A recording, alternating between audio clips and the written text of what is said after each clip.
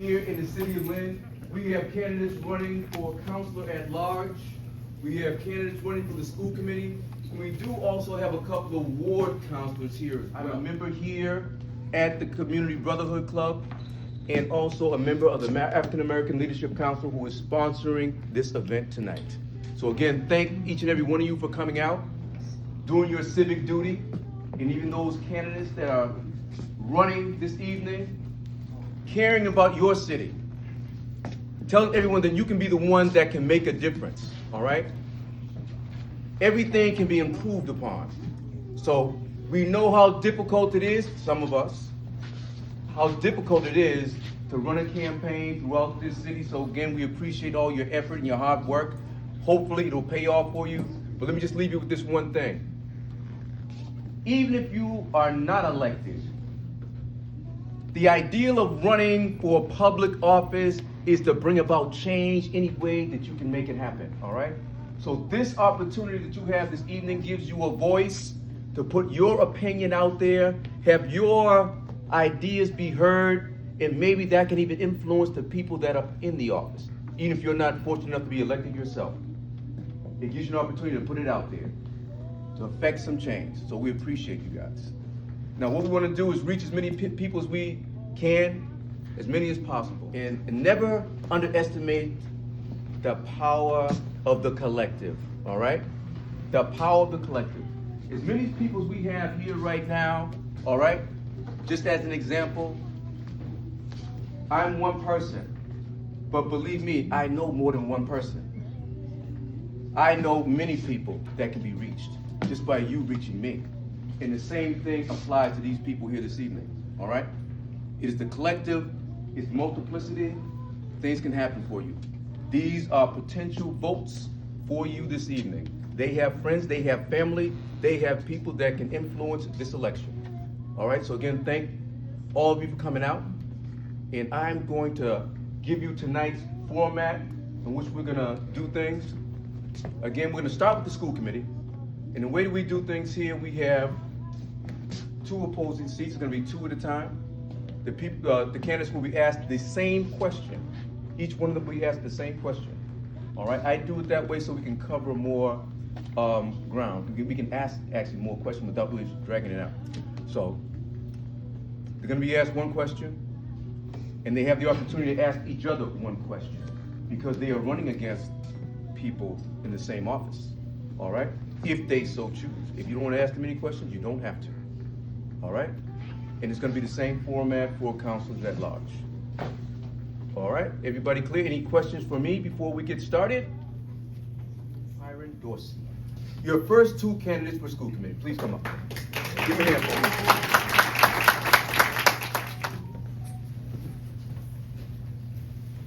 So, Ms. Dorsey. Yes, sir.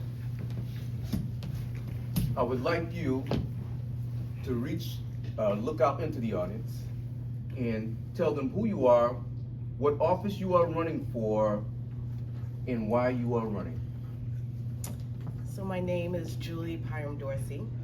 I am running for the Lynn School Committee here in Lynn, Massachusetts. I am running because I am from the city. I am a product of the city. Actually, I almost shed a tear. I saw Mr. Turner walk in and I'm like, oh my goodness. My substitute teacher from back in the 80s and 90s, yes, I graduated from Lynn Classical in 1991. And my goal is to give back to my city in every which way possible. Our education is core to the development of our city. Our students is the production of what our city can do. And we must start there. Our goal is to also help teachers. They're the ones that need us the most. And therefore, I saw myself as not just a teacher in Lynn, which I taught for 7 years, but also to be part of this board that helps implement some decisions for these teachers. I had an opportunity to use the resources, to use softwares. I'm in the classrooms. I know the families and the parents. I've substituted at every single school in Lynn. Every single school I entered those buildings. And so I just wanted to continue to give back. and that's why I ran for office. All right, thank you. Our next candidate, Mr. Tristan Smith. Tristan, could you please identify yourself? Let the people know the office you're running for and why you are running. Absolutely. Thank you so much, Darrell. Thank you so much, everyone. Good evening. Thank you to the Community Minority Cultural Center for putting this on. My name is Tristan Smith. I'm running for the Lynn School Committee. I've been an educator and working with youth for the past 9 years of my career, largely in the city of Lynn, as a teacher, as a coach, as a mentor, and recently having been named to the city's first Youth and Adolescents Task Force, spearheaded by Councilwoman McLean, who was here. There she is. And throughout those roles, I've gained a really valuable insight into what it is like to work with youth, what it is like to be a teacher and a coach right now in the modern era, post-COVID, in the era of cell phones, in the era of AI. Additionally, I'm a licensed attorney, and I bring that policy side of my brain to the table. And so combining my perspective of working with kids along with my skills for being able to create positive and lasting change is why I'm seeking a seat on the Lynn School Committee. I think I have a perspective to bring that can benefit our teachers, our students, our administrators, and our entire district as a whole. Lynn Public Schools, of course, has its challenges. We all know that. But at the same time, there's tremendous opportunity to build a public school system that can be and will be a model for public school systems everywhere, not just in the Commonwealth, but in the entire country. And that's what we can do. We're already seeing it through creative initiatives that I look forward to becoming involved in and becoming a part of if I'm so fortunate to earn a seat. With that being said, I won't go any longer, but thank you so much. And thank you for the opportunity to address you tonight. Familiar question has been part of the theme as I followed the school committee race throughout this election season, but it's something that's very important. And I think that what's going to be even more important is some of the follow-up questions that we have along with this. So this question will be familiar, but at the same time, there will be a follow-up. Ms. Dorsey, the first question we have for you this evening will be, as a school committee member, do you think that the use of cell phones in the classroom should be banned? Now, we know nationwide there has been partial bans. I believe there are 16 states that have a partial ban on cell phones. There's 20 states, I believe, that has a full ban on cell phones. And the others are kind of undecided. I didn't have the data on those. But it's become a hot topic all over the country. And some of the pushback has been, it's a safety issue. But anyways, we're asking this question. Do you think that cell phones should be banned in the city of Lynn? Because again, even in the Commonwealth, Mayor Healy has allowed certain districts have already had partial bans on cell phones. And I think Governor Maura Healey is in favor of banning, but she's letting the districts do what they do according to what they feel in the district. So, that long question, what do you feel about that, the banning of cell phones? It is a great question. During our TV filming, and as a teacher, I'm currently a high school teacher. I teach in the North Shore, and so it is one of those. It's not the easiest thing to implement at times. I've seen some pushback, and I've seen some rebuttal from not only parents, but obviously the teens. And it's almost to meet them halfway, is to say, yes, this is now the law. Oh, 30 seconds. It's the law, and I want a balance. And if we as teachers are keeping kids engaged, we won't need to have to enforce it too much because they won't have time to use it. And so I am in agreement to have the, plus not to have the distraction in class, but yet have it on close by in case of an emergency. All right, thank you for that. Thank you for that. Well, thank you. It is an excellent question, something being discussed today. I am in favor of banning cell phones while in class. And the reason being that it is extremely difficult for our students, and frankly, all of us, to learn with these devices around us, even just on the table in front of us. Studies have shown that just having the cell phone in your vision takes your mind off of what you're supposed to be focusing on. And in order to ensure, our students think they're multitasking, they're task switching. They're only paying attention to either what's in front of them or the teacher who's supposed to be instructing. My reservation about such this policy is in the teacher's place in enforcing it. We have to make sure the administration has our teachers' backs. You can't have one teacher who's very strict enforcing it and another teacher who lets it go by, because that ruins uniformity, and at the end of the day, it will undermine both teachers' ability to oversee their own classrooms. So we need to make sure that we, the school committee, and the administration have our teachers' backs if we're going to expect them to follow this policy. Thank you.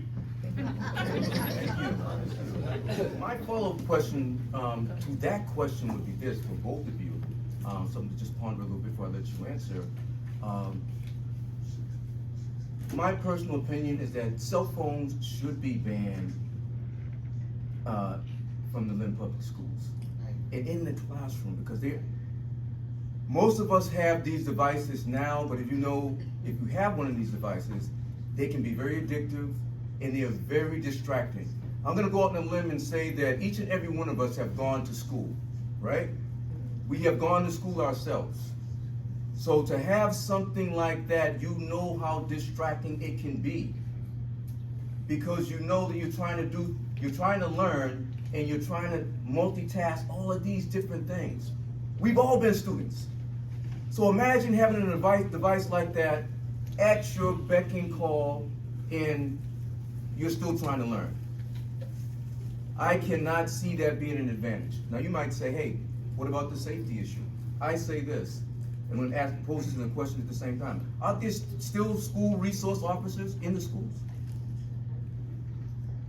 Are there still hall monitors there for security? Are teachers still in these schools?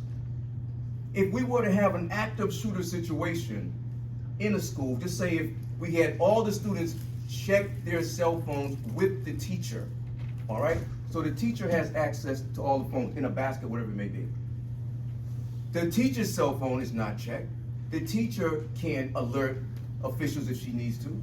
There's school resource officers monitoring the hallways there. There's principals, vice principals, guidance counselors. All these adults in this school have access to cell phones. So if we have an emergency situation in a school, I'm sure somebody in there can call from the outside. And as frequent as we think that these school shootings happen, they're still rare overall. They are still rare. And you have to trust and have some policies in place that make the adults that are in that school be responsible for the children that are in that school. You should not put the onus on the child to protect themselves, to call their parents at every little whim. No, you should not, all right? That is my opinion. What do you say, Tristan? Hearing from parents, and I understand the concern. But overall, Darrell, I agree. I agree that, we already have teachers and school resource officers in place that, heaven forbid, there is an emergency situation, we can ensure that the word gets out and folks know about it. I almost think the last thing that we want is all the students, again, God forbid, there is an emergency situation at a school, all of the students calling their parents and their parents rushing down there.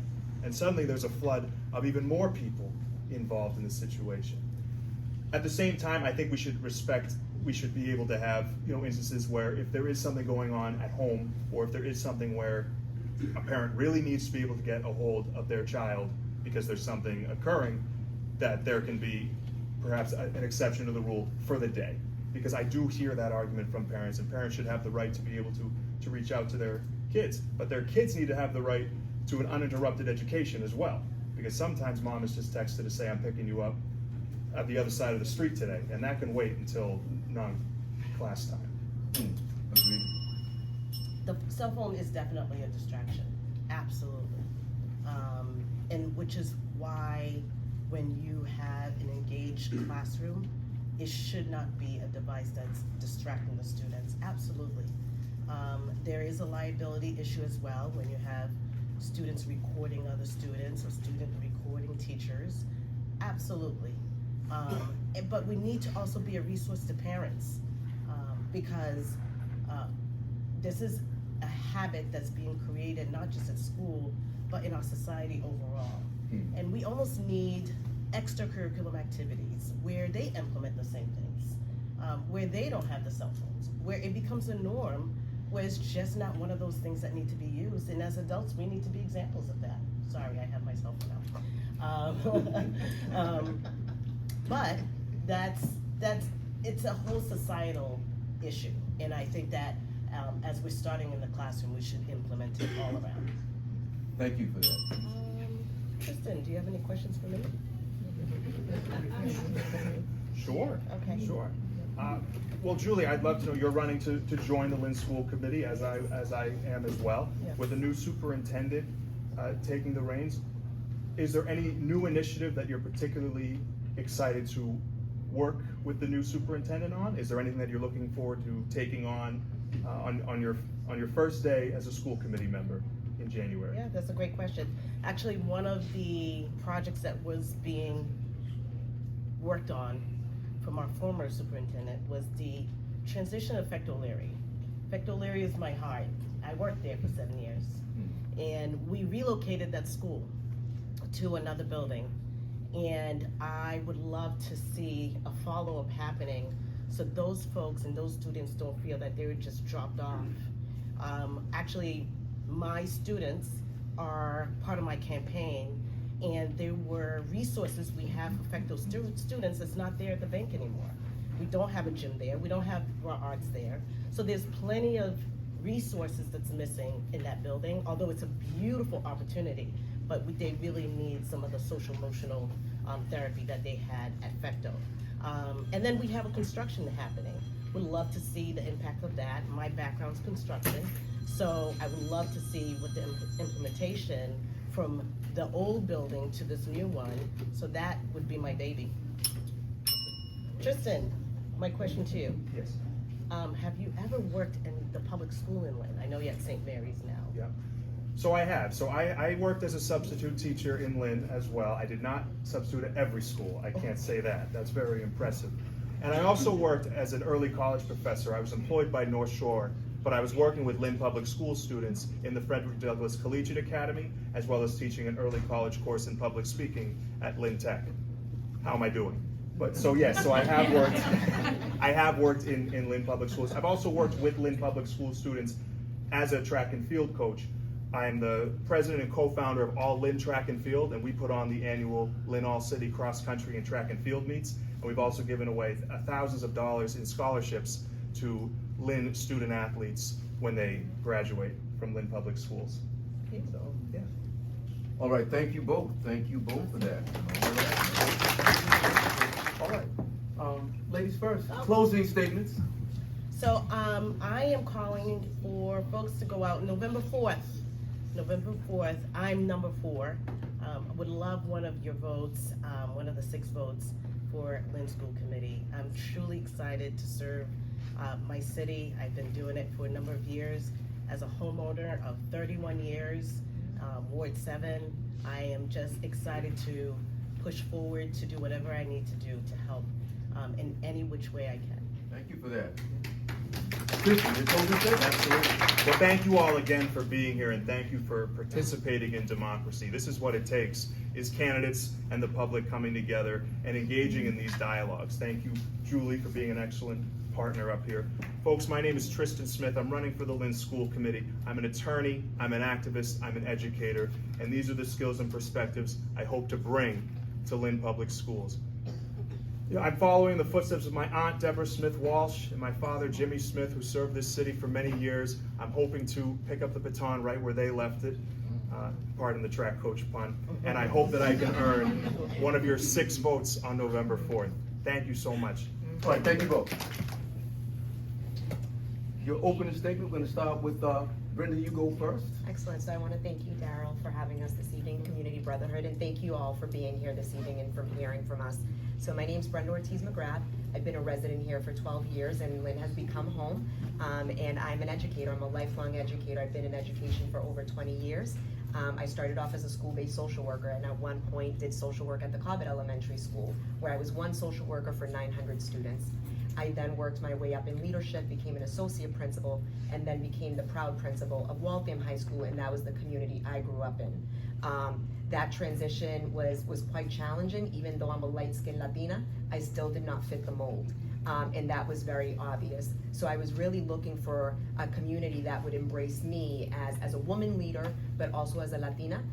So I am now a district administrator for Chelsea Public Schools. I've been there for 4 years now. I oversee all of the mental health related supports, the specialized student supports, and the social emotional learning district initiative.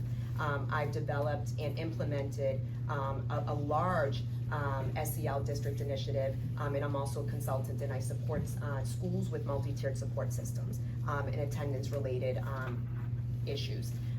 For me, I'm very actively involved in the community. I'm also vice president of the Lynn Hispanic Scholarship Fund. I've been vice president for the past 2 years, but I've been involved with the organization for the past 4 years. I also sit on the Housing Trust Fund board with Mayor Nicholson and doing some work around housing affordability. And recently, I'm a proud endorsee of Neighbor to Neighbor, as well as the Democratic municipal officials. So really proud of being endorsed by our student leaders within the community.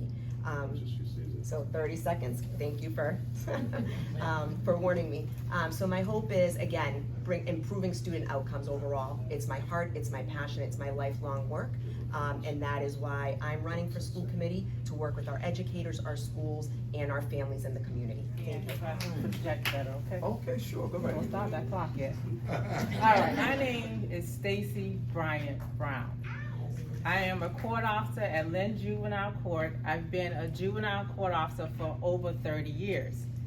And I stand for you before you today is because I am a candidate for the Lynn School Committee. And my kids, as I always say, my kids, they need a voice.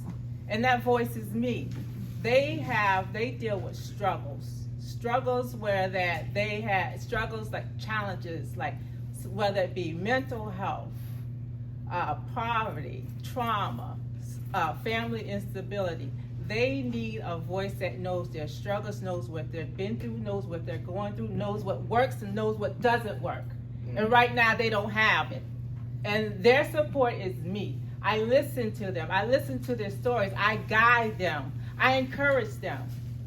I work along beside them. I listen, because let me tell you something. Every child has a story.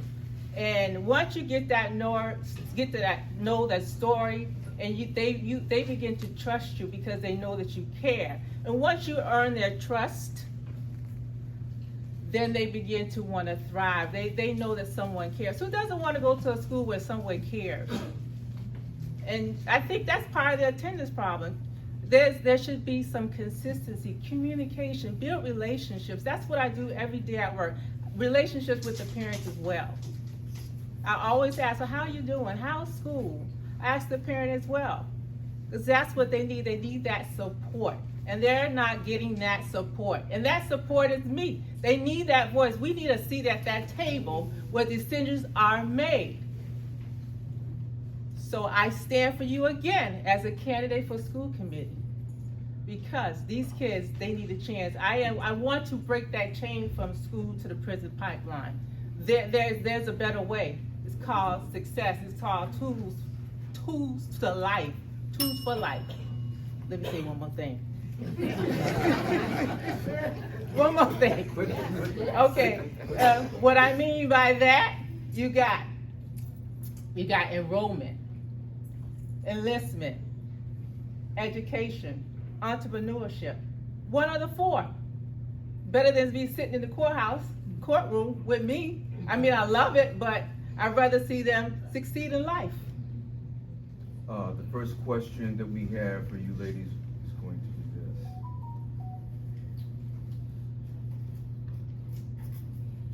We know that there's a new school being built Pickering Junior High School, all right? With the large influx of people we have coming into the city of Lynn, the school system is exploding, all right? In order to keep up with this, what can we do as a community to alleviate the overcrowding that's in Lynn Public Schools on all levels, and maybe have something in place to ensure that this is not an ongoing problem for us. Now, I say that from my own experience and as time has gone by. I remember a number of years ago, this problem was talked about over 20, 30 years ago, all right? What they did was they expanded the school in Pine Hill, which is, I can't think of the name of it right now, I'm drawing a blank. Sue Anderson. They had an addition on to Sue Anderson. They had an addition on to Ingalls. And they also, at the same time, were looking to build a new classical, which they did do. And they had an extension on to Lynn English. All right? All these things were done, and they also built the new Thurgood Marshall to try to alleviate this problem. But here we are again. Here we are again. What can we do to be proactive in eliminating the overcrowding of our schools and not having kids out in these little modules outside of the schools that are up in the Highlands at the Ford School? You see them outside of Lynn English. These little modules they're putting out there like trailers, right? We know that this is happening. We have to be proactive. What can we do to deal with this overcrowding issue? We're going to start with Stacy. I have to stand up. So, that's a good question, Darrell. I have been asked that question in 2023. Apparently, there's no change. In order to, here again, 2 years later, still overcrowded, still the same thing. So, I would say, going forward, building new schools, we need to plan to have more students enrolled at this school going forward. Not just for that 2,000, maybe 2,500. I'm just saying, just giving a number. Instead of being like for the exact number of students, Lynn is growing.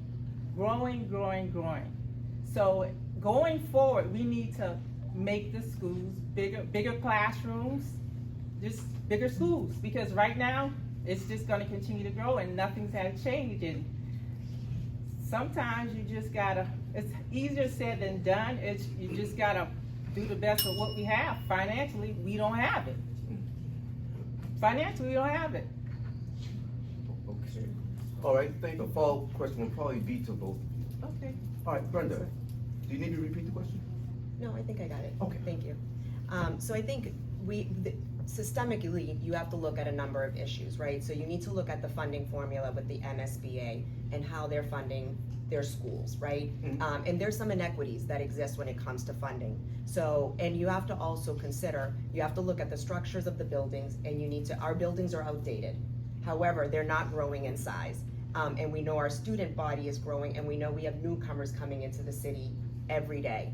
So you really need to, really come up with a 10-year plan to be able to do this level of work. You need to do an audit of all your buildings. You need to know what structures exist, what the classroom sizes look like. You have to have a full understanding of the larger scope. It's easy to say build ground up. However, ground up is not always possible, especially with the funding structures and the way they look now. Our urban districts are hurting. And that's the reality of it. When you look in the comparison of the monies that are received by urban districts in comparison to suburban communities, it is very clear that suburban communities are being taken care of. So really it is looking at the local structures, but also considering the state level structures when it comes to funding. And I'll stop there. Okay. All right, was that the ending bell or the 30-second bell? Ending bell. Thank you. Thank you. There's only one bell, the ending bell. All right, thank you very much for those answer. But my follow-up question to this would be this, as a suggestion too.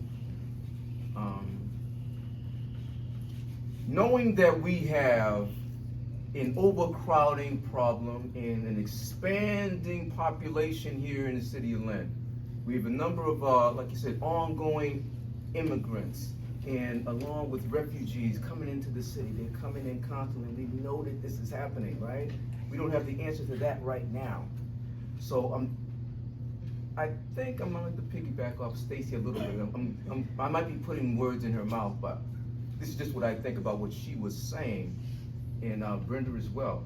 Everything starts with money, all right? It starts with that. And from my understanding, again, I might be a little bit behind the times. You guys that are actively running can bring me up to speed. When you are in a position that you need to build new schools, you have to lobby the state, all right, to say that you need a new facility. And the state will give you 85 to 90% reimbursement for building these schools. At one time, that was it. Maybe these numbers are off now, but the point being that the regular person does not know is that along with money that's coming from the budget in the city, there is money that you can get to reimburse to help build a new school. Now, when you do something like that, I think this is where I think what Stacy was kind of saying a little bit, I'm jumping in on this, is that if you, say for instance, the Lynn Public Schools is around 17 to 18,000 students, all right? Just say that at a high school level, if there's 2,000 students in a high school, and you have 4 classes in that high school, all right? 4 classes in the high school. You know what each class is gonna produce each year. Just say, for instance, it's 400. 400 per class, that gives you 1,200 for the school, or 1,600 for the school, all right? Now, if there's 400 people per class, and you're building a new school, you have to build a school that can accommodate more than 400. Don't just build it to accommodate 400, you're gonna end up with the same problem. Be bold. Take a chance. Build a school that's gonna be maybe even twice that size. So now you don't deal with this problem again for another 20, 30 years, maybe. Or even maybe half the size, a size and a half, all right? Instead of building for 4, build it for 600 per class. Something like that. I think you might get my gist, all right? Or 800 per class instead of 400 per class. You have to be proactive because this is gonna occur again. You already know it. Unless you stem the tide of people that are moving into the city. And that's gonna lead me to another question that I have for the city councils at large. That's coming. So thank you, that's my follow-up question. What about being proactive, ladies? I think that you guys just mentioned something about that. That's what I thought maybe Stacy was going with, the numbers. I'm just throwing them around in my head when she was saying. But that's something to ponder, all right? Yeah, I mean, I'd like to ask Stacy, so I know with your work in probation, how do you see, court officer, how do you see yourself integrating into school committee, especially when there's areas around curriculum and instruction? There is, I think you do well with student-related supports. How would you support the schools with curriculum and instruction, supporting educators with resources and tools and supports, and also being able to work with students, especially when we talk about the prison pipeline, right? And we talk about those current, how do you see yourself really embedding into the school system? Yeah. Well, like I said before, as far as the kids go that are in the system, they need the same education. They need education. I know how to advocate for them. It's not just because I'm not in education, that doesn't mean that I don't know how to advocate for them or anybody else. They deserve to be educated as well as everybody else. I mean, we have kids coming through the court system that cannot read, which is not very good at all. They are all entitled to an education. and I can advocate on their behalf, not just because of they're in the system, but they need a chance. I mean, they need to be educated. I mean, I love my job, but I don't enjoy putting handcuffs on them and turning that key and locking the door. I'd rather see them walk across the stage. Does that answer your question? No, 100%. Thank you. All right. I appreciate that. No, I don't have a question. No question? No questions. All right. Thank you, ladies. Thank you. Your closing statement? Closing statement, Stacy? I'm asking you for your vote. And if you believe every child deserves to have support, dignity, and an opportunity, this voice is asking you for your vote on November 4th. I am number 9 on the ballot. And I thank you all for listening. I thank you all for coming out, and thank you so much, Darrell. Thank you, Shantae, for filming. Thank you. First, I want to thank all of you for having us here this evening. I think this is incredible and a really good opportunity to connect with all of the constituents and residents here in the city. Again, I am asking for one of your 6 votes. I'm also number 3 on the ballot. I am a lifelong educator. I'm a mother. I'm also a resident here in the city who really just wants to improve student outcomes and have the opportunity. I'd love to work with everybody that's running for school committee. I think we all have something really strong to offer, and I think we all come with very different lenses and experiences. I've worn many hats in the school system, from a school social worker to a high school principal to now a district administrator. And for me, it really comes from my own personal lived experiences as a former ESL student myself, and knowing that the opportunities that have been offered to me is what I really want to give back to the community, and give back to all of our students and our families. And I appreciate Stacy and her experience and what she brings to the table, and I think she's also an incredible candidate, and support her 100%. So thank you. So thank you all. All right, ladies, just hold 1 second, please. Thank you for your answers. I really appreciate that. This is a little bit off script, but the Bishop, Anthony Bennett, do you have a question for either one of these candidates or for maybe even me? Go ahead. Sure, I got a question for all of them. My question is this: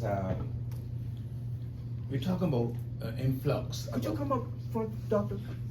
Because we're videotaping. No, I'm good here. They can see my bald head. Okay, let's go. Let's go with that. Influx of people that come into Lynn and the budget. I think one of the number 1 priorities should be the kids that's coming in here. When you look around Lynn, every little space, they're building apartments. They're taxing the owners and all the other rich people that come and building their buildings in Lynn. Those commercial people should be paying more money to increase the budget, because the rents are not cheap. All right. So what I'm actually saying here, as the school committee working, they need to start to really look at what is happening here. And I listened to Stacy, and I'm thinking about what she had to say. You may say she's not in the school system, but she's doing a fantastic job where she's at, because she's trying to help those kids get out of prison and get them back into society. That's important, all right? Because most of the teachers, they just come to work and they do what they do, and then they go home. If you're a mother and care about families, you don't want to see your children with handcuffs and going to jail. So it's a tough job to be in her position. And she didn't ask me to say anything. I haven't seen her for years. Anyhow, but I'm listening to what is being said, all right? And all those things have to be taken into consideration. Let's focus on the youngsters, and especially those that do not have leaders in their family. They need to be empowered. They need to be supported throughout their school years. Thank you, Bishop. Appreciate it. In schools, but we're not talking about the teachers. You know, we don't have enough teachers, for one. You know, and we're not paying these teachers enough money to make them to want to. We're losing teachers all the time. We're losing teachers, you know, because we're not paying them. And they have a tough job. They have a really tough job. So you're asking them, and they're already doing all the things that they can do. You know, they're being the nursemaid, they're being the supporter, they're being all these things. And we need to start supporting these teachers as well, you know, and we need to make it so people that they want to become teachers, because we have a shortage of teachers. And as far as the buildings, you know, you can't, it doesn't matter if we have bigger buildings if we don't have enough teachers to teach the kids.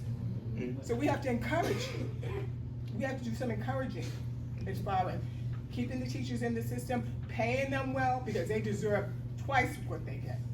You know, they're spending their own money for supplies and everything, so we don't have the teachers, we don't have anything.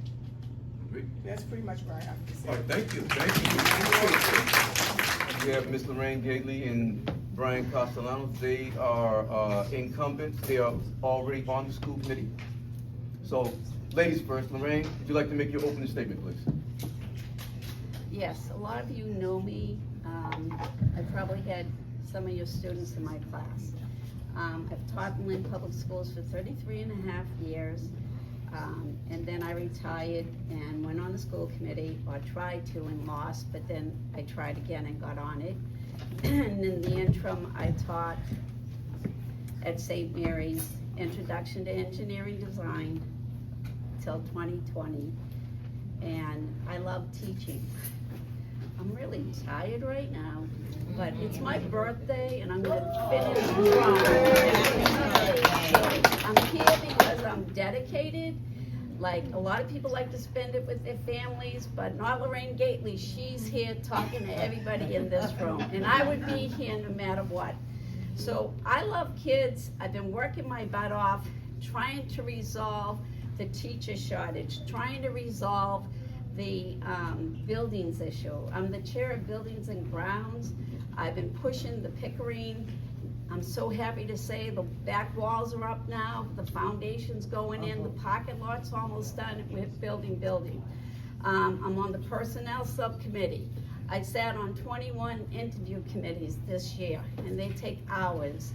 And then, on top of that, I'm on the Curriculum Subcommittee, and I literally work with Andrea Satterwhite, and she's an excellent chair of the Curriculum Subcommittee, and I work with Brian Castellanos on Buildings and Grounds. I'm dedicated.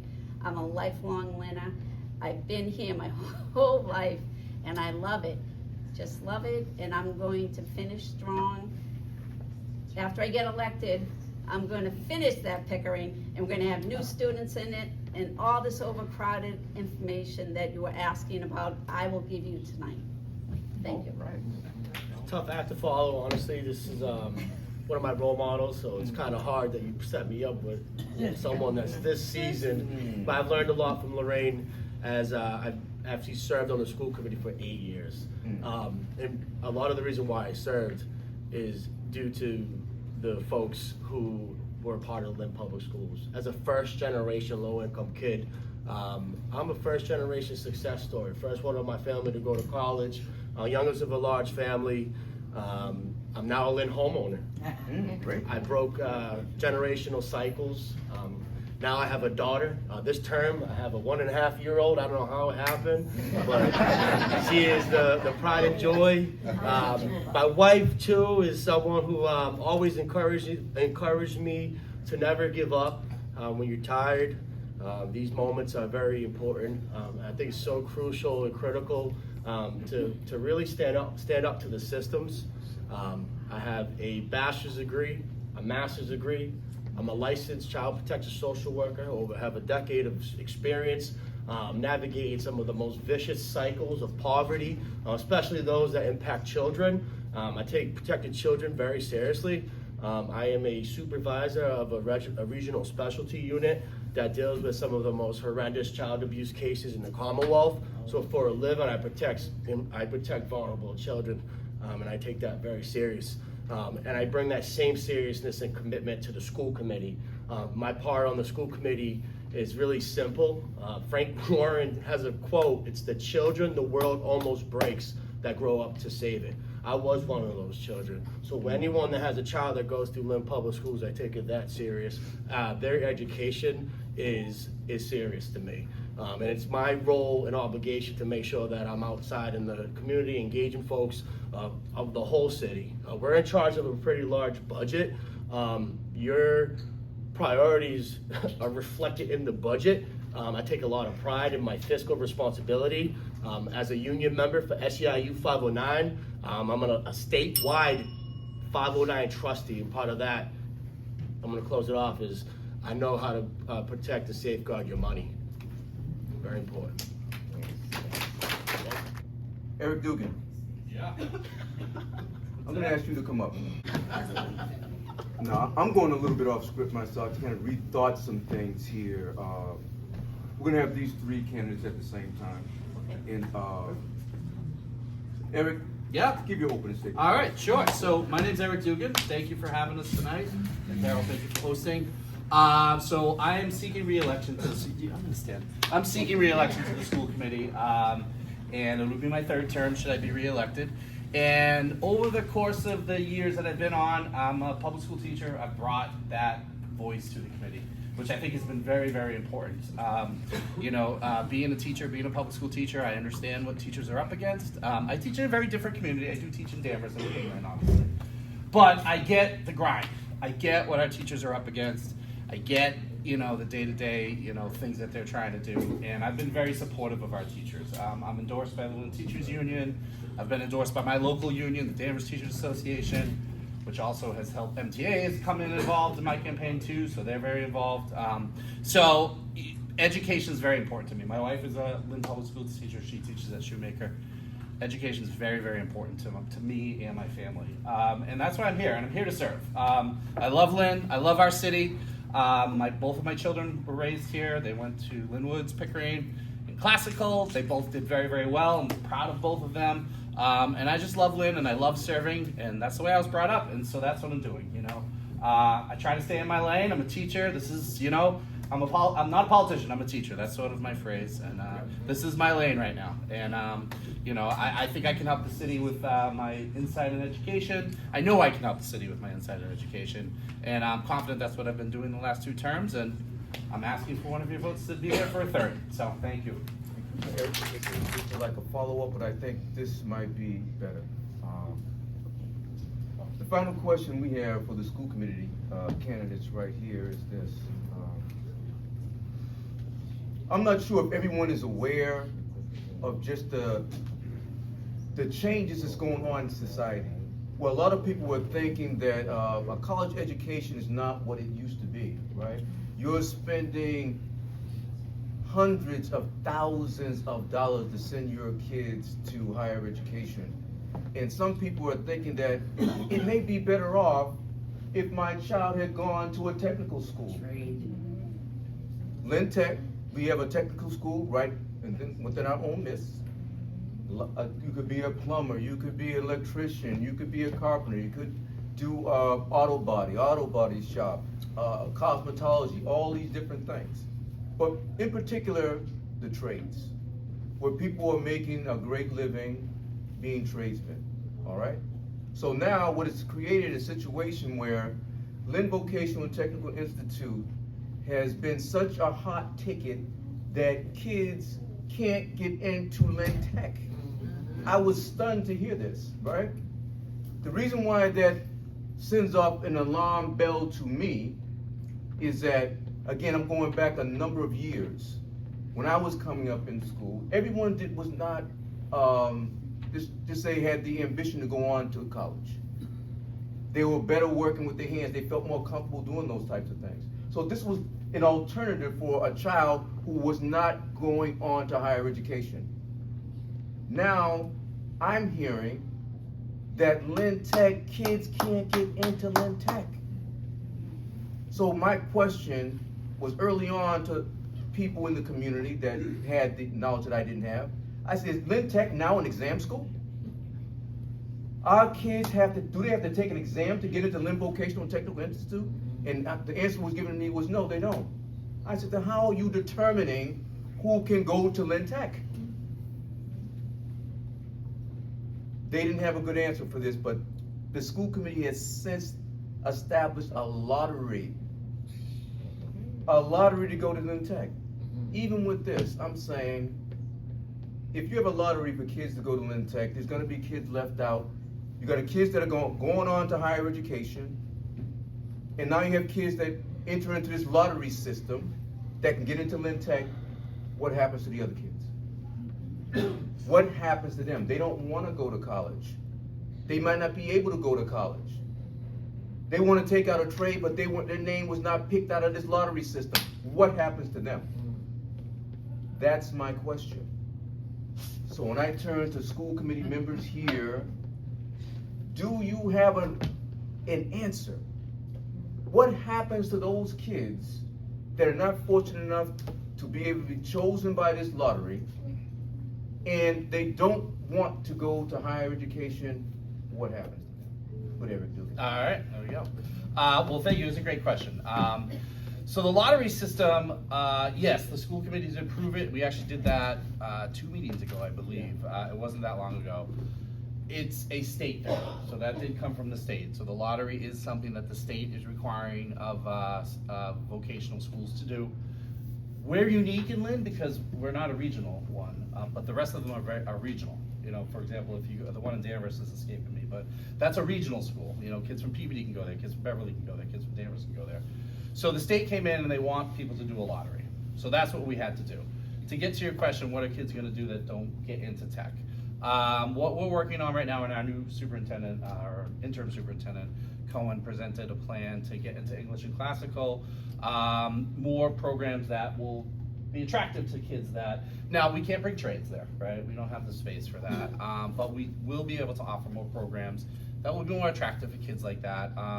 You know, more coding, one sec, I'm sorry, I'm just gonna go over a little bit, more coding, business classes, so they can, you know, be entrepreneurial, and if they get that business piece, when they graduate, they can then take the trades, and they'll have the business part as well.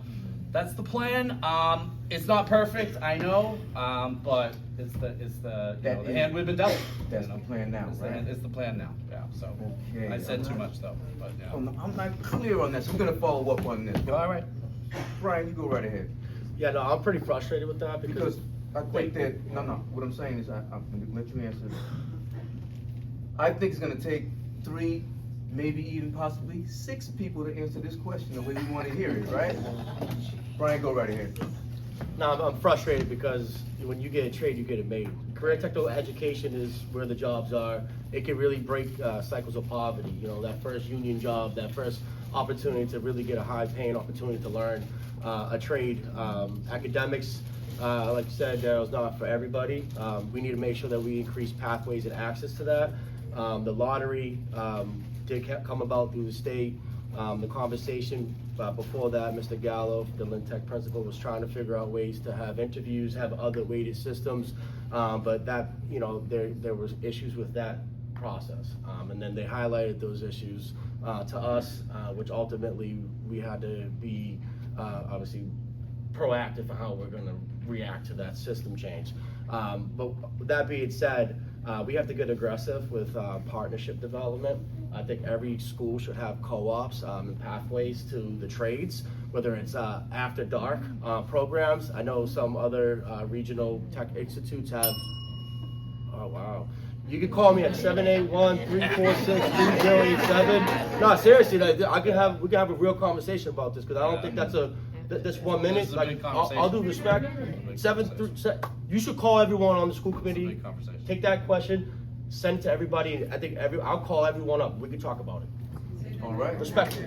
That's a really important question.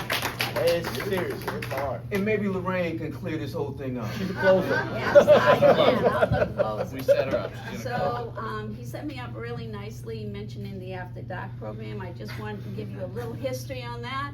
What happened with the After Dark program is I was doing a government class over at Classical, and these kids that didn't get accepted to tech because they didn't behave themselves in middle school couldn't get into tech.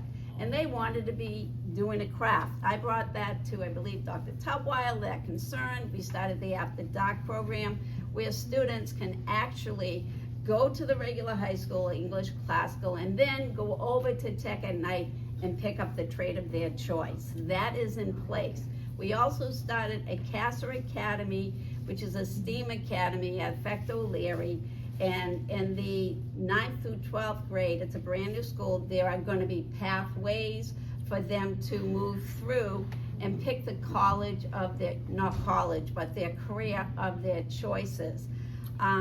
We also moved the skills program over to the brand new Briarcliff. Teams. I couldn't finish. Okay. You want me to just finish up? We moved those. We got 300 more spots opened up at Tech, so more students could go to Tech. Okay, so I wasn't clear on that. How did you open up 300 more spots? I believe it is. Wasn't it 3? 300 more. Yeah. 300 more seats. 300 more seats. We added 300 more seats by, when we purchased the new Virginia Barton Center, which was the old Briarcliff Lodge. Yep. Kids on the Teens program, medically assisted kid and skills, went over there. So that opened up space for 300 more students, more classes, more room for kids taking careers. Yes. That's that. So that So happened. they will be at the old Briarcliff Lodge? No, Is that what that was? Virginia Barton Center, which was the old Briarcliff Lodge, that opened up 300 seats, so we have more enrollment now at Tech. And it's still not enough. We have, like you said, there's a lot of issues we face. Lynn is the second city, right, compared to Boston. I think we're like 542 compared, and Boston has like 600 something. We have like 40, 50 L's shorter than Boston, and we don't even get the money that Boston. We don't even have the size as Boston. So there's a lot of issues that happen with Lynn. We're opening up the Discovery Academy, which is 8th grade only. For Tech, it's going to be 300 students to that too, to alleviate the overcrowded classrooms in the middle schools. I can go on, but I already used my time. And Lenny butt in. Lenny butt in. No, okay. No, we're good with that. Again, my follow-up question to that would be, if we're talking about, if I heard you correctly, there's a after dark program where people that maybe went to classical or went to Lynn English could go to with Thurgood Marshall? No, they go to Tech. They go to Tech after school hours. It's on the radar. Yeah. All right, so In the evening, in the evening, students that are from 3 to 5, I think it is. It's a little bit later, but it's in the evening. Yeah. all right, so in the evening, maybe 3 to 5 or whatever it may be, that's considered evening hours, right? Take Okay. a shot. So they're leaving whatever school they're in, right?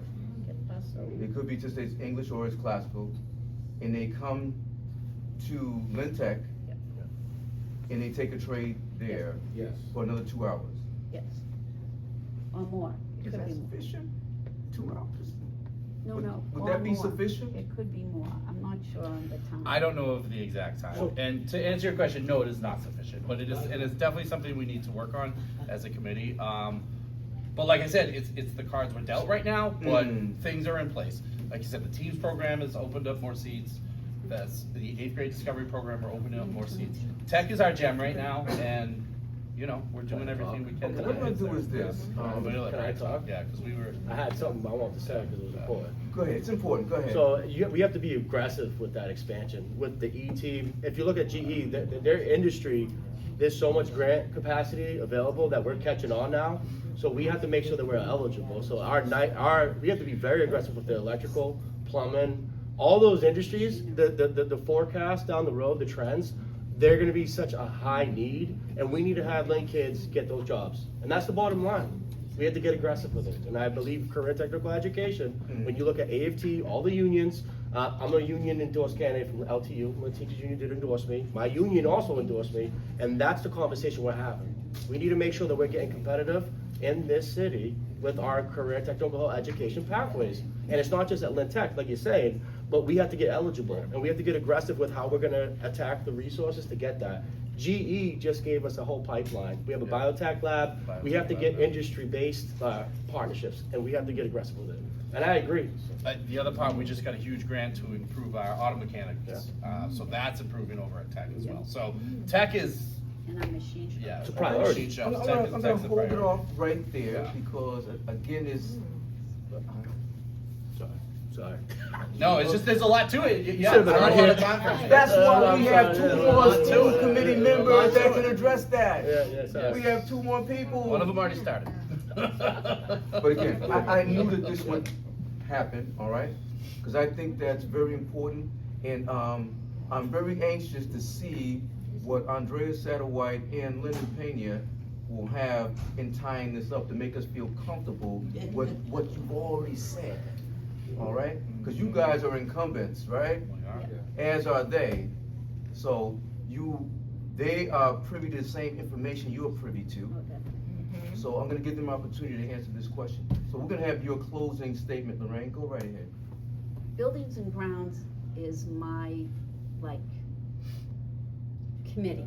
And all these things that are happening in Lynn, in our schools, all these pathways, I have been overseeing with Brian Castellanos, and who else is on the committee with me? Oh, it was Sean Reed, but he's leaving, so one of them's gonna step in. But the bottom line is, we're always thinking, we're always looking, listening to our students, listening to the teachers, hearing what they're saying.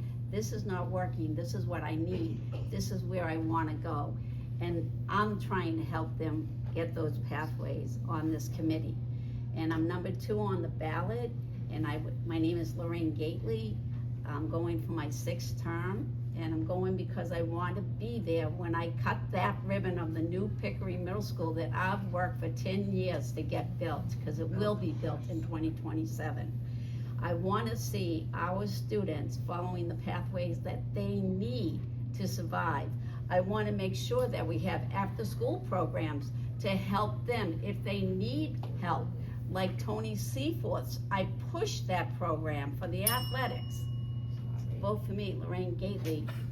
Number 2. All right, thank you, Lorraine. Brian, closing statement, 1 minute please, timekeepers. For having me tonight. I'm a representative that listens. I'm empathetic. I have relentless compassion for the work. I have a lived experience as a kid who comes from the mud. As a first generation low income kid, I walk every day with gratitude. I thank God that I get the opportunity to do what I got to do. It took a village. The city of Lynn, I owe a lot to, especially the school systems and the people around this community who uplifted me during some of the hardest times of my life. I'm very qualified. I have 8 years of doing this. I'm a leader that takes action. I don't really sit around to reprioritize things that are not important to the community. Your input and your priorities get to the table. There's many of you that have called upon me to take, and I take accountability. I think that's crucial for every elected official. You got to put your money where your mouth is. I think you got to walk the walk, and I've been doing that for the last 8 years. I'm grateful. Vote for me. One of you 6, please. All right, well, thank you for having us. That was a great conversation we just had, and I'm anxious to hear the end of it. But Eric Dugan, and you know, I love the city of Lynn. I love Lynn, I love where I live, and it's why I do what I do. It's why I'm running for school committee. It's why I put myself out there. This isn't easy, and I you know, compliment everybody that's put themselves out there to do this. It's not an easy thing to do, to put yourself out there, open yourself to criticism. But that's why I do it, because I love Lynn and I want to give back and I want to help. And like I said earlier, my lane is education, and that's how I can help the city, and that's how I know I help the city. So on November 4th, please consider me, Eric Dugan, lucky number 7. All right, thank you all. Appreciate you. I'm Michael Fana. I'm running for city council at large. I have a 1-year-old and a 3-year-old at home right now. My wife is asking for help, so so I'm getting back. So I appreciate you guys work with me. I am a father of young children. My wife and I, live here in Lynn. We own a home. We're very invested in the city. I'm a product of Lynn Public Schools. My children will be in public schools, so thank you guys for your work. But I'm number 3 on the ballot for at-large. I'm very passionate about the city. As one of the youngest people running for city council, I want to show other young folks that this is something they can do. They should be civically engaged. Frankly, there's not enough of us involved in the process at every level. And I also want to be there, engaged with some of these challenges coming into our community. There's a lot of challenges around affordability. There's a lot of challenges around housing. A lot of challenges around staying informed, having communication with the city. And those are a lot of my priorities. I would love to be there to serve you and to be there as a representative of our community. So if you voting, remember November 4th, I'm sure we're all saying it, at large, number 3, Jean-Michael Fana. Thank you so much. I'm gonna go change a diaper. All right. We have our last 2 candidates for the Lynn School Committee here. They are both incumbents, current members of the Lynn School Committee. I'm gonna have them introduce themselves and tell you why they are running for that office. We're gonna start with ladies first, Miss Andrea Satterwhite. Hi, I'm Andrea Satterwhite. I come from a community of leaders. Some of you guys know my grandfather, Eddie Battle, who is a legacy in the city. Yeah. I am a lifelong Lynn resident who attended Ingalls, Marshalls, and Tech. Actually also an LVTI Hall of Fame inductee. And I majored in health technology there, went on to be a nurse practitioner from Salem State, and then I got my master's at Regis, and so I'm currently a nurse practitioner by career. I am a full-time mom. I have 4 children. My youngest is 1, and my oldest is gonna be 18, in between 6 and an 8. But I say that to tell you that I'm gonna be in the Lynn Public School System for a very long time. 3 of them are in the public school system. So that's one of the reasons why I've been driven to run, is because I wanna be a voice for them, but also other students as well. I wanna be that parent voice. And I'm also, this is my first term that I've been on, and I'm seeking re-election for another term. I am the chair of curriculum and for the subcommittee, and then I'm also on policy subcommittee as a member, as well as the personnel subcommittee. So definitely actively involved in the community. Some of you guys know my husband, Michael Satterwhite. So our whole family has definitely had engagement in the city previously. So a lot of people do know us. Thank you. All right. Thank you very Hi much. everyone, first of all, thank you God for allowing us all to be here. Thank you Darrell, Murkison, everyone who took the time to come out. My name is Lynn Pena. I'm currently serving my 2nd term on the school committee, and I'm seeking the 3rd. I work for the Lynn YMCA, where I volunteer and I mentor many kids throughout the city of Lynn. I'm also the proud owner and founder of Lynn is Against Drug Abuse. We're a nonprofit. We bring resources and information to the community for those seeking help and treatment with addiction. I also work for the Lynn Water and Sewer, so I'm always helping constituents all day.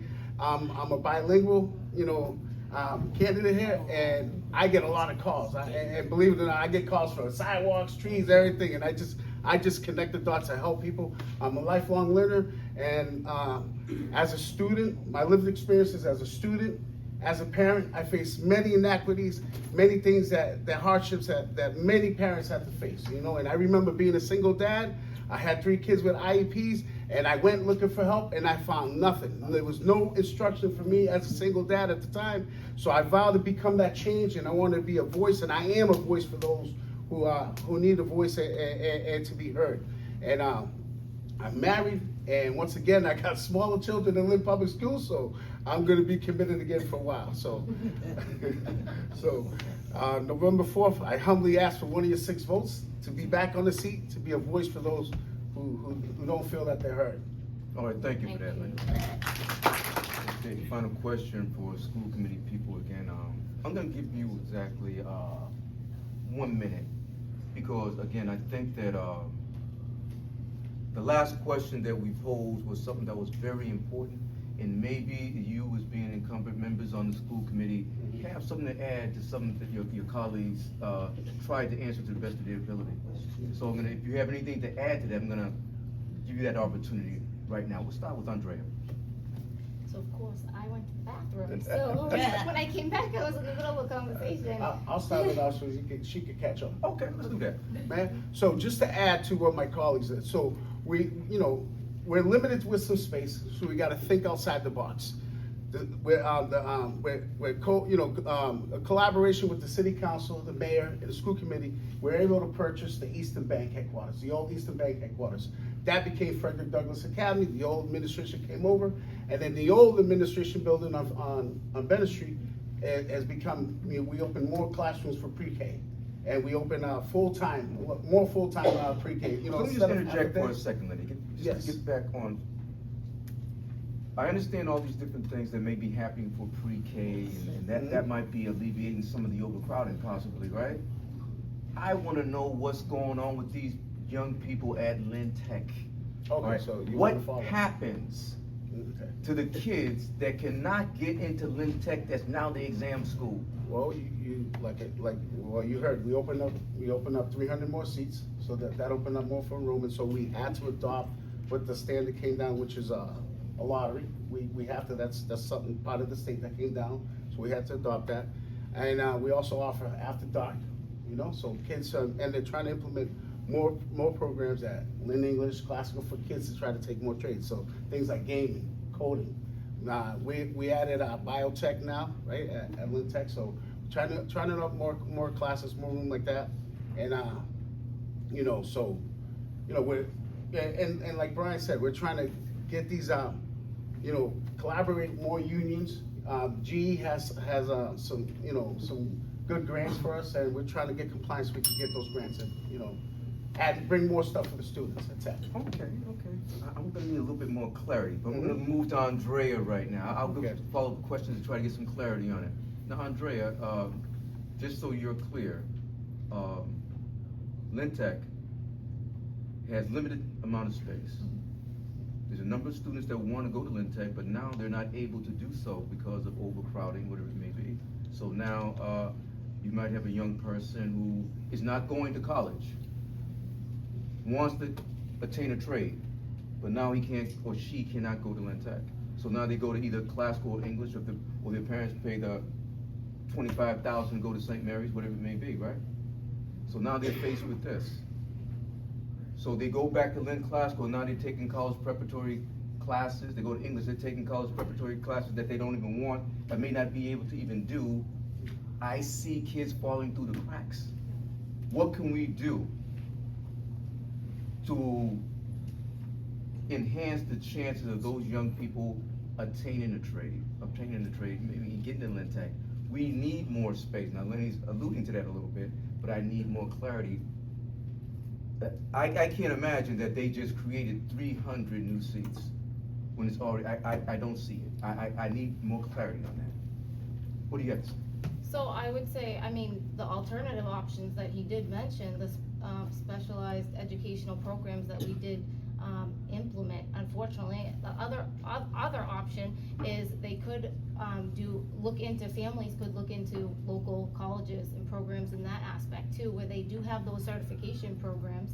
For example, North Shore Community College, they do have those certifications. You can go to Tech and become a certified nursing aide, but you could also go to North Shore and get a certificate program and be a certified nursing assistant. All right, so a ninth grader, no, I take that back, probably eighth grader now, right? An eighth grader coming from Pickering, coming from Breedy, now can go to Lynn Tech, North Shore Community College and take a trade?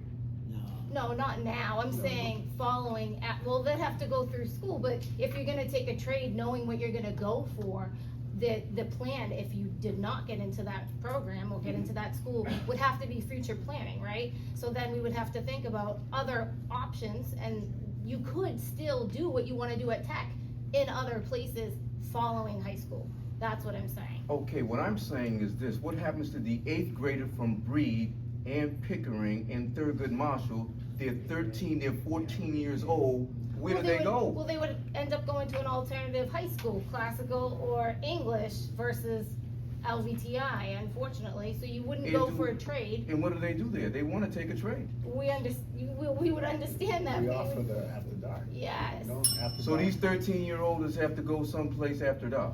Yeah, and unfortunately, it's just because of the space and the limit, and then the enrollment. We have almost 17,000 students, you know? I know. And it's an issue. It's something that's been happening for 30 years. You said they were talking about that back in the day, and we're doing the best we can with the space we have, you know, and we're thinking outside the box now. We're not just stuck with one thing, so we opened up 300 more seats. It's great, but it's not enough. But No, sorry. yeah, go ahead. But even before we ended up with the lottery program, we still had a capacity. So we could still only accept a limited amount of students. So what happened to the other students that weren't able to go there? They would alternatively go to Lynn English or Classical. Again, that's not my problem. Absolutely. It's your problem to solve this. I recognize the problem there. That's why we're asking you these tough questions. We Yes. appreciate everything that you're doing. I hear you. But, So just saying, it doesn't it's stop about- there. You still have the It's option, very- just because you don't get in, it's not a dead end. It's very challenging. It's Yeah. very challenging, and that's why I posed the question. No easy answer to this. And all right? there's no easy answer, and like, we're doing the best we can. You know, Mhm. we're trying to utilize the space we have, thinking outside the box, and we added the after dark, there's more. We're trying to bring, other programs at classical and English for Right. those who be able to have a chance to get a trade, or like, Eric mentioned, we have gaming, coding, those are things that is today's world, coding is big. It is. It is. You got, gaming, coding, it's today's world, not my world, I'm old school, but. Oh, I hear you. I hear you. No. Okay. I think this has been a very spirited discussion. I appreciate your answers. I keep hearing that there's 300 more vacancies, as we would say. Yes. Is the pool above board, or is politically motivated? If anybody look like me, are we gonna get a chance? I understand your question. But you understand it. I want them to I understand do, it. but I'm going to give them an opportunity to answer that. Yeah, The okay. question Bishop is posing is this. We realize how competitive these spots are to get into Lynn Vocational Technical Institute. And now you have a lottery system. He said, is this going to be above board, or is it because my uncle knows somebody that knows somebody, so now I can get chosen, I get in? How do we safeguard this? I'm going to assume that it's above board, correct? It's a lottery, and it's a standard, and they're sticking by the policy. There's no favors, no nothing. I have lifelong friends that say, hey, I can't get my kid to tech, and I couldn't either at one time.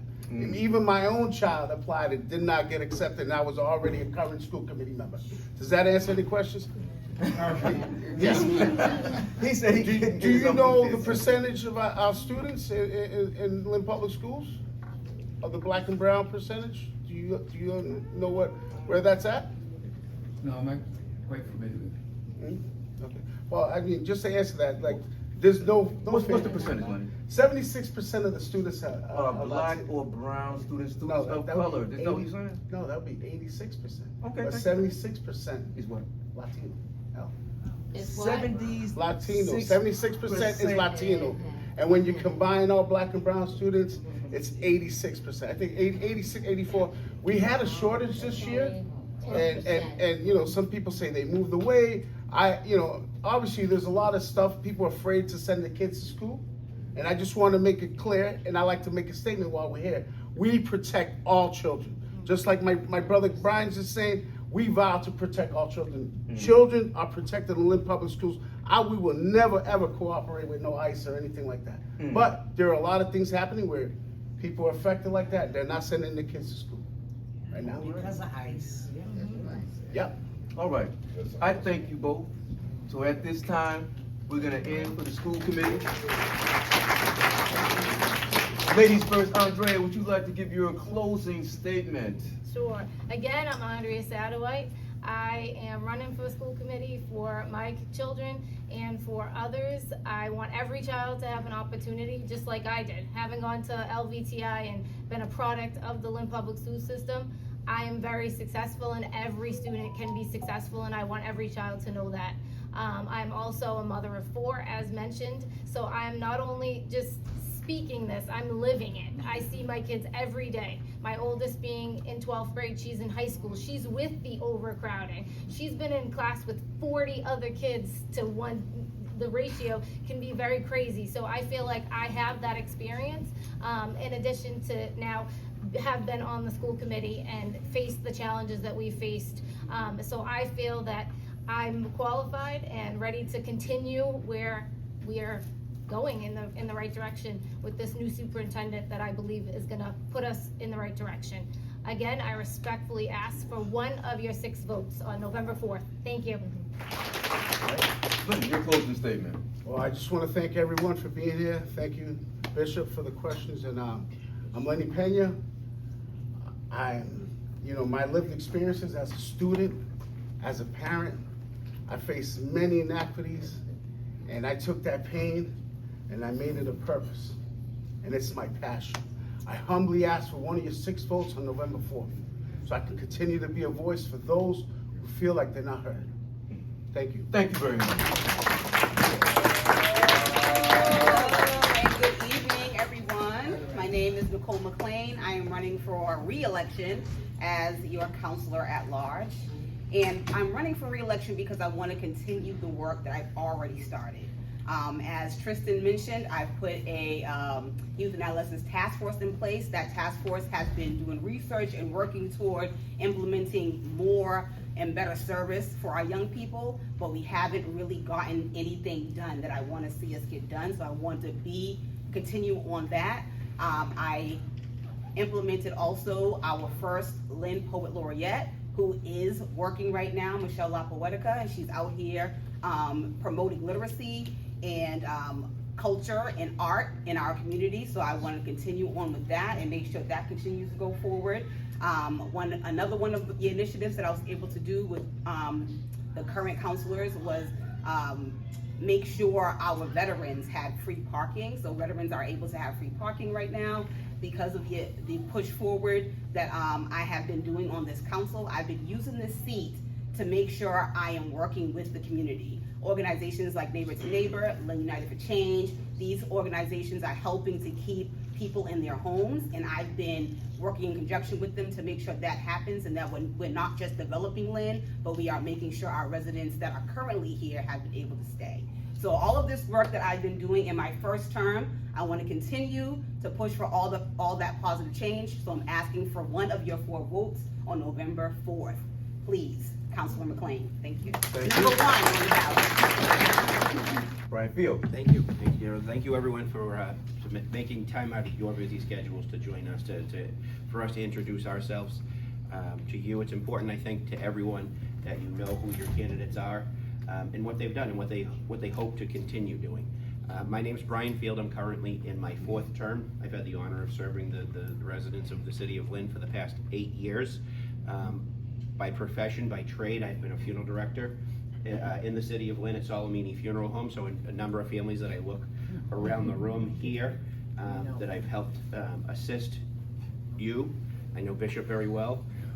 We work close together with our religious community and a number of other groups throughout the city. And I think being a funeral director has led me into being a counselor. My palm card here says that I'm hardworking, I'm responsive. You have to be responsive as a funeral director, or you really don't have a business. So that's carried over into my service as a counselor at large, where I work with my 3 colleagues. This team right here has been serving you for over 3.5 years now. Nicole filled in. She was appointed right after the late Buzzy Barton passed away. Buzzy was an amazing colleague. He was a mentor to myself and our other colleagues. And I remember back in 2021 being here at a forum, and we were able, Darrell allowed us to ask a question of the person that you were just seated with. And Councilor McLean here was who I was seated right next to. And I asked her, I said, Councilor, I said, Ms. McLean, Nicole, if you were to be on the council, who would you like to work with? Who do you think you could work well with? And she said, I think the Bryans. And it's true. And she nailed it. I think Brian LaPierre and Councilman Nicole McLean and Hong Net and myself, the 4 of us have been working closely together to serve you, to serve our colleagues that are the ward councilors, to cover them and assist them to work well with the mayor's office, the state delegation. This team of 4 right here has been serving you. We hope that you put us back again. We're here doing whatever work needs to be done. Councilor McLean touched on some of those, and we'll touch on a little bit more today.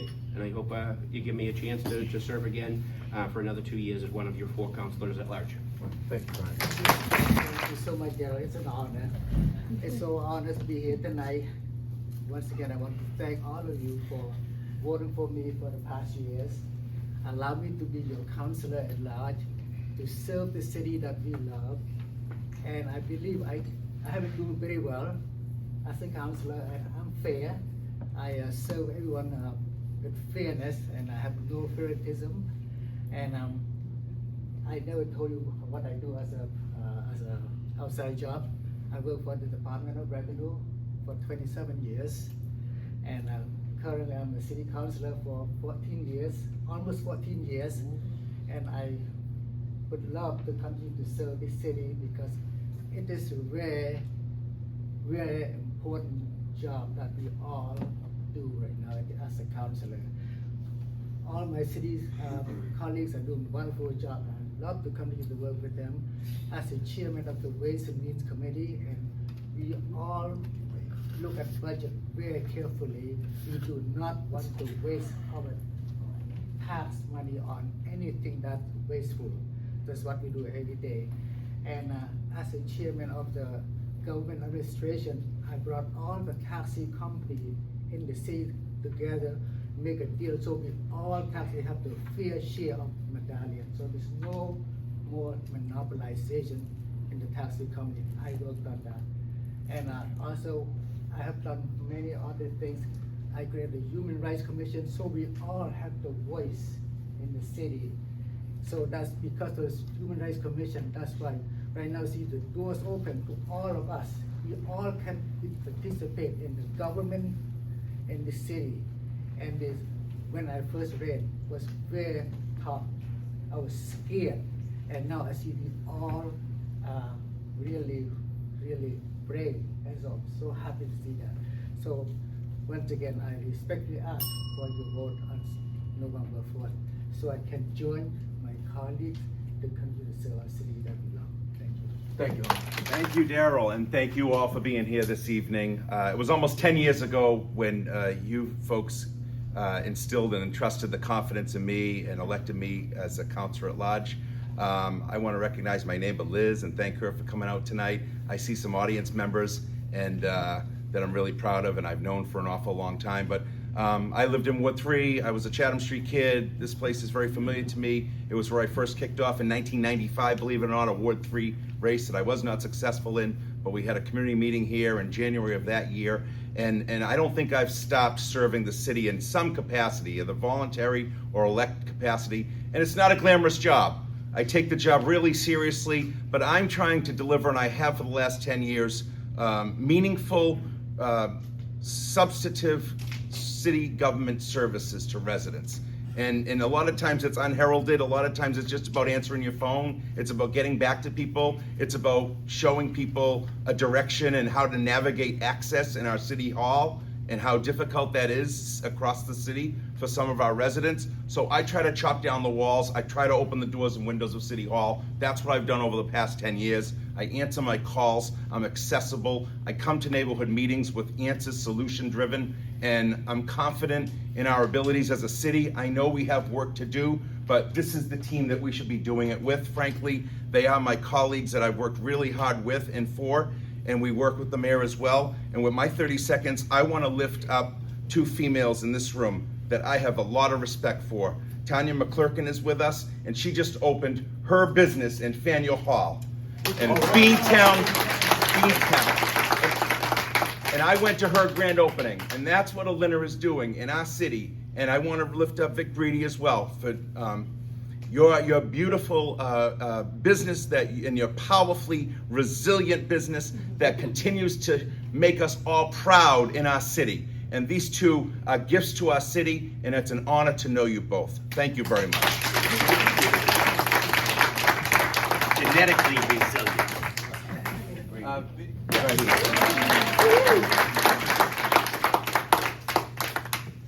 right, thank you all. I have really two pressing questions for the councilors at large. And this will also be a question that will probably be applicable to the mayor, but there's no mayor's race this year, as we know, so it falls on your shoulders, right? We want to know a vision that you have. It is going to be this, and I'm going to pose this to Brian LaPierre and Nicole McLean, but we're going to start with Brian. But you both are going to get the same question. Sounds good. Question number one. What is going on at this Fox Hill Bridge? The end of, I think that's the name of it. It's the end of Western Avenue going into Saugus to the Marsh Road. Now, there has been construction and who knows what's going on over there. I don't think any of us know. I mean, it's been over 10 years. That bridge has been in the upright position like this. They made an alternate bridge to go around it, all right? Somebody got killed about 3 months ago down there at that bridge. And another person died maybe like last year. They were being chased by the police. They reversed direction, hit somebody head on. There's all kinds of chaos going on down there. It's a major artery going right through the middle of the city. What is going on at the Fox Hill Bridge? Can it be expedited? Is there corruption? Listen, we don't know who is doing the construction or the fixing on that bridge, but I'm sure somebody sitting here tonight has some of those answers. Brian, we're gonna start with you. How long has it been going on, and when will it be finished? I love the softball question, Darrell. I really do. So let me give my best attempt because the Fox Hill Bridge and Belden Bly Bridge, I believe, Western Ave 107, the key connector to our city. And we saw what happened when it crippled us over a 2-day period. The backups into Saugus, we could not access Lynn. No one can go from Ballard Street to Boston Street and avoid Western Avenue. So that being said, a big issue, and I'm not trying to pass it off to the state, but the state, at first, the temporary bridge, which feels like it's permanent to us because it's been around for 10 years, they have been working on it for 10 years, and that's no exaggeration. They are slated to complete it in 2026. And I think what we did was the state delegation, Representative Reed, for example, got on that and was supposed to be reopened by the weekend. It wasn't safe, and they had an inspection, and the inspection failed, so they shut that down immediately on a Wednesday night. They were gonna let us hold out till Sunday or Monday of the next week, and we pressed and we pushed, and Sean Reed especially, we got it back open Friday at noon. But that was 48 hours of chaos. We need to get in there, like you said. I think we have the resources at the state level because we passed a millionaire's tax. Those millionaires are now paying 4% extra on their income that's supposed to go toward roads and bridges repair, and it's supposed to go to education. We need to be investing that. We need to make it faster. We need to make it smoother, and we can't be settling for less because Lynn has deserved a bridge that opens and closes and modern, and we got to do it, and it should be before 2026 even. It's been 10 years long enough. Thank you. 2026? That's what they said. Which is like in January? Yeah, I hope so. That bridge is gonna come down like this? It's supposed to be done, I bet spring of 26, but that's what he said. And take away the temporary one, but that will be in working order. Cross our fingers. We're gonna let Nicole address the rest of this question. Okay. Not to say that I wasn't here when that started, but I wasn't here. This is my first term, 2023 till now. So just to start off like that. But there's a lot of traffic in our city already. So to have that bridge closed was terrible. It was terrible. How did anyone get around it? I have no idea. People probably just stayed in the house. People probably had to call into work because they could not get to work on time. Right. People probably just turned around and was like, you know what? That's the end of my day. And that's unacceptable. And as Brian said, it is the state. We have to continue to press for that money from them and for them to expedite it. I mean, I'm happy that Sean Reed is on, is part of that delegation down. He's very active, and I think that working with him, working with Brendan Crichton, who's on the transportation committee up there in the state, I think this will all help us. Also, we have Mayor McGee on the transportation somehow up there in the state as well as a chair. So we have people from Lynn who know our struggles that are at the state level that we need to work together with to make sure that these things are being pushed forward. I think that those people are assets, and we need to exploit those assets and make sure that they're pressing for that money that we need to get that expedited. All right, thank you. Brian Field. The question is this, gentlemen. I have to start with a story first. It'll be short. I was actually talking with a friend of mine the other day, and they were driving through the city, and they're driving down South Common Street, all right? South Common Street, you know the St. Stephen's Church is there, takes you right into City Hall Square. On the other side, going down North Common Street, it brings you down into Market Square, all right? Market Square, you got Santander Bank, you got the fire station down there, all these things there. And they were saying to me, what is going on in Lynn? They were saying, I'm almost ashamed to bring people here, my friends, and there's potholes, it seems like there's construction, and this has been going on for a long time. This is, again, a major thoroughfare right in the middle of the city. You're talking about the Commons right there, a stone's throw from City Hall, and it's an eyesore. And tell me the difference. What's the difference between Market Square and City Hall Square? I wasn't really quite going with that, but I understand you. Right? It's in the other direction. But a place like Wyoma Square. You have Market Square again. You have a big rotary they put down there across from Market Basket, all these different things to try to alleviate traffic. But they're putting in bike lanes. You know, not that they're not needed, but how long does this take? And what about the image of our city? All the way down Western Ave, going through there. If you get over the Fox Hill Bridge, you're trying to go to Salem, maybe, or down to your house if you live down in Ward 2 by Buchanan Bridge. It's a disaster. And I understood what my friend was saying. A lot of people that live in the city, they're telling me, right, call me, I might want to come up off Linfield Street and go in that way. Or I'm going to just take people down by the beach. But I don't want to take people right through the heart of the city. And that's awful. It's right in the heart of the city, a stone's throw from City Hall, and people are ashamed to even walk there. And how are we going to get businesses to come in to strengthen our base for our budget and things like that, right? Our tax base, all of this. What are you gonna do as city councilors, along with the mayor and the rest of your city councilors, to try to fix this image of the city so we can increase our tax base and have businesses want to come to Lynn? Nice restaurants, and Market Street should have sidewalk cafes certain times a year. It's wide enough. But now we got a bike lane and something else in there, but Market Street is pretty wide, let me tell you. But anyways, what are we gonna do to improve this situation? We're gonna start with. Well, just like a big dick for Lynn, right? That's what y'all make fun of our city right now. They call me, what's going on? You guys have big dick in Lynn or what? No, we have just a bike lane and try to expand our roads. But yeah, so the mayor and the city council talk about this all the time. So right now, pretty much like everywhere I go talk to all people at different events, I just please them, please forgive us. Give us more time, that's all I can do right now. Yes, we have to coordinate with the state better before we decide to do anything.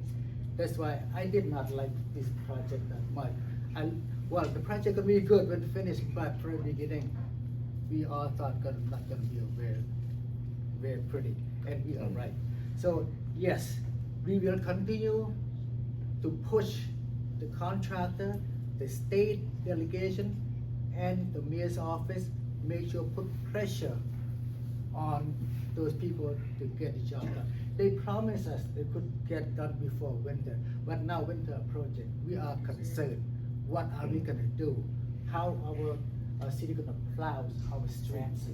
That's gonna, it's gonna cause so much problems. And now we're gonna put more money to fix the damage that we done by the plows. That's what we're concerned right now. So yes, that's all we can do right now. Ask our residents to be patient with us, and we can continue to work as hard as we can to push to make sure they get it done before the winter approach.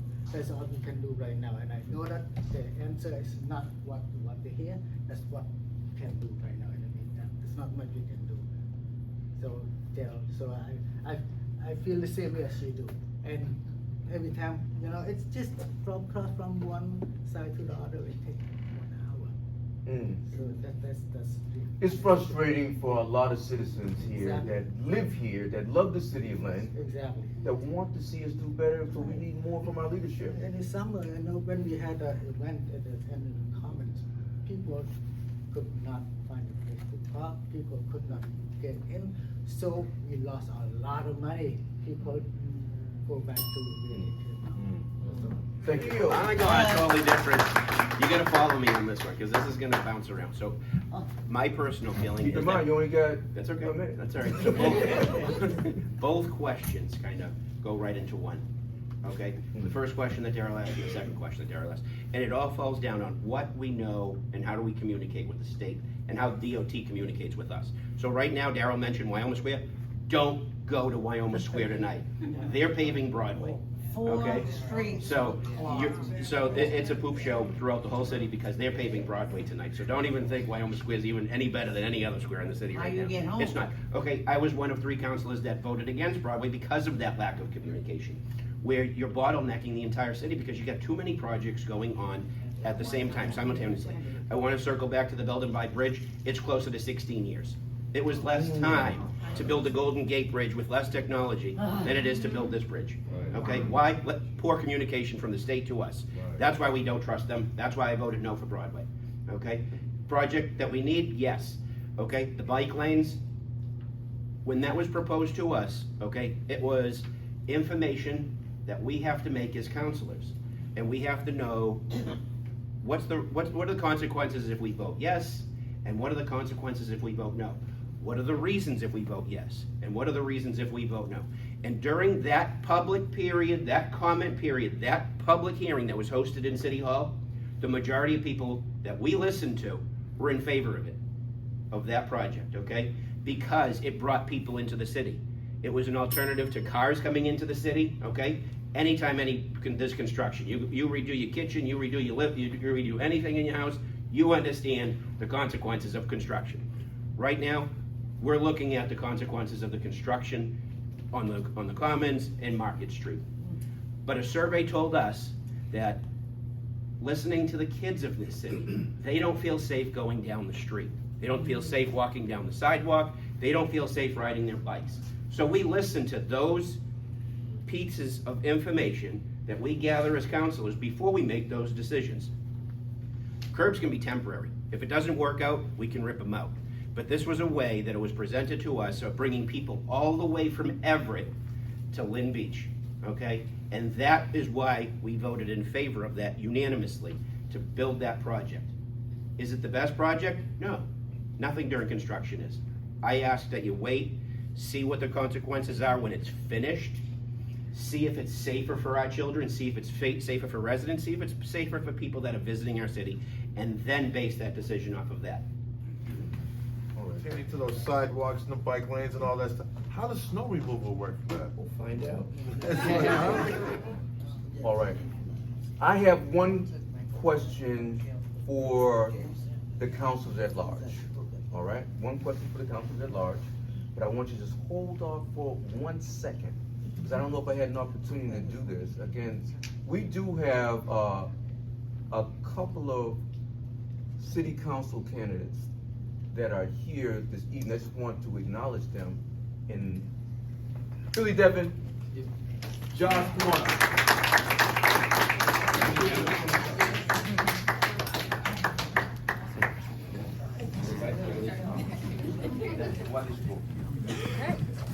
everyone. My name is Cardelis Paez, or Cardi. I am running for Ward 5 City Council. We just had a large conversation about all of this construction on the Commons and Market Street. That's all Ward 5. So we obviously know that it's a problem. There's a lot of infrastructure that we need to take advantage of. Like, we've heard from, or I don't know if y'all have heard from, like, other counselors who have said, like, well, this part that's shared between us, all of our streets are paved and within this neighborhood for this specific ward. When you talk about that same neighborhood, another ward in Ward 5, the streets are not paved. So right now, we're in a situation where people need to begin to advocate and really hold folks accountable, work together, and create different systems to be effective in implementing changes that are going to impact people on a day-to-day basis. I had the privilege of going to school in California, where I studied international political economy, and went to Latin America, did a lot of work around economic development, particularly with helping business owners to create jobs, and particularly business owners from marginalized communities that normally don't have access to different resources. And I've had the opportunity to come back to my community, and over the past few years, I've been working on other economic development work within the downtown area, and developed many affordable housing units within the city, and started working on a variety of different environmental related programs. So I'm excited to take that knowledge and continue to provide different solutions and opportunities for people within the ward, and have these communications and really be innovative, right? Like, it's not a state level position, it's not anything, right? This is an opportunity for us to pilot new solutions, to really look at, on like a very small scale, what's working. All right. Thank you, everybody. My name is Josh Polonsky. I'm also running to be the next Ward 5 City Councilor. I was born and raised in the city of Lynn. I'm a product of Lynn Public Schools. I know that when I was in high school, when I was at Breedy Middle School, if we had a substitute teacher that day, it was like, hey, we can take it easy, except if Mr. Turner was in the house. We knew we had to be on our best behavior. I'm glad to see you here, Mr. Turner. I am raising 2 children in the city of Lynn. My wife and I are, I'm a lifelong resident of Ward 5. My wife grew up in Salem. When we get married 19 years ago tomorrow, we made the choice to stay right here in Lynn. We made the choice to raise our family in Lynn. I love the city of Lynn. I'm very prideful. All of you obviously take a lot of pride in your community. I feel like pride in community is the first step, right? We all here are invested in our community. You all have come out, you're spending a lot of time listening to us as candidates. From all the candidates, I can speak to everybody here. Thank you. Thank you all. Got one homework assignment for me, and that is, please tell your friends, tell your neighbors, tell anybody in the city of Lynn that you talk to, November 4th. That is election day. Why is that important? Because right here at your city level of politics, that is where your daily life is affected the most. Federal level of politics, state level, it affects you. But your city, if you have a problem at your home, if you have a problem at your business and your business is in Lynn, as a ward counselor, I am your first line of defense. I am your first phone call. Please make me your first phone call. I don't have a secretary. You call my cell phone, I'm gonna answer it. I'm gonna get on your issues. If I don't know, and there'll be a lot of things right away that I don't know, I know that I have people that have come before me that I can learn from. These 4 folks right here are other ward counselors. Coco's here, Natasha's here. Those are the people that I've already fostered relationships with. Thank you. I won't take up any more of your time. November 4th, please vote. What's your name? Josh Polonsky. All right. I'm Billy Devon. I'm running for Ward 7 Councilor. Ward 7 is in the heart of West Lynn. I'm 61 years old. I've spent my entire life in Ward 7, West Lynn. But first off, I don't want to go off script. This guy, I know. This guy right here, he's very humble. Was one of the greatest athletes to ever come out of this city at Lynn Classical High School. And my friend over here, Mr. Turner, was one of the greatest basketball coaches to ever coach at Lynn Classical. All right, so getting back to me. 30 years, Mr. Bennett, 30 years as a Lynn public school teacher and a coach and an administrator. The thing I'm most proud of, and you alluded to this earlier in the evening, 30 years teaching, I go right home to Lynn in West Lynn, 5-10 minutes from where I worked, or I teach and then I coach. That's the thing that I'm most proud of. I know a lot of teachers teach and then at 2:45, see you later, I'm out of here. I don't live in Lynn. I'm not going anywhere. I go, so people ask me, they go, well, Billy, and this is how I got to know Kenny. The last 17 years of my career, I was privileged to be the athletic director at Lynn Classical High School. I mentored thousands of kids, thousands. So when I retired in 2024, people said to me, why do you want to be ward counselor? You're retired. I go, I'm retired, I'm not dead. I go, I can approach this job like a full-time job. I've got nothing but time. And I will tell you this, I've enjoyed campaigning. I actually like it. I like going to these events and meeting people and talking to people. One more thing. My wife, 32 years. I don't know how she put up with me. She's still with me, right? 32 years. We've raised 5 kids. Wow. All 5 of my kids went to Lynn Public Schools. They played sports, and they all still live in Lynn. These 2 guys are retired firefighters, right? Public safety. I have a son that's a police officer. Let's hear if these guys risk their life every single day. They go out for a call. My wife and I, when my son goes out on a call as a police officer, I'm super worried all the time because there are great things in this city, but there are a lot of bad things that happen in the city too. And my son tells me sometimes, he goes, Dad, we got like 14 calls tonight. And they get inversed a lot. They get inversed. So my son works from 5 o'clock to 1 o'clock in the morning. I know I could go all night. 5 o'clock to 1 o'clock, and then he'll find out at like 9 o'clock you're staying from 1 to 9. So you have a lot of police officers out there that are working 14 and 15-hour shifts. All right. So why am I running? Public safety. Okay, very important. Affordable housing. I don't know how people do it. They just built 25 units down on Cottage Street. Those are going for $3,000 a month. I couldn't even live there. All right? And then we have, I love the whole thing about the school committee tonight because I spent 30 years living that. I know the ups and downs of the school system. All right? School resources are super duper important. All right? Youth organizations will always be dear to my heart because if it wasn't for sports, I wouldn't have become the person that I became. And I'm so happy that I just want to continue to give back to the community that I love, and I love Lynn. Hey, I know and you know why we're getting through all this traffic stuff, and you know, because Lynn is gritty. We're a gritty city. We got gritty people that live here. We're resilient. You know, we're not perfect. People always go, hey, where do you live? I go, and a lot of people go, oh yeah, I live near, I go, I live in Lynn. Oh, Lynn, the city, you know, the whole, and I'm like, yeah, I live in Lynn and I'm proud of it. And I'm not going anywhere. If you know anybody that lives in Ward 7, tell them, vote for Devin. And I'll leave this, my closing statement. I am the only candidate that has his own campaign song. Have you guys heard it yet? Ward 7, you gotta vote for Devin. It's a legitimate song and it's out there. Google it. Thank you. For the councils at large, but I think it's important. Once you hear it, I believe that it'll be worth it. All right. The last question is this. Again, I was alluding to the city of Lynn and its image. All right, and how so many people talk about the city of Lynn, and it's not all good, right?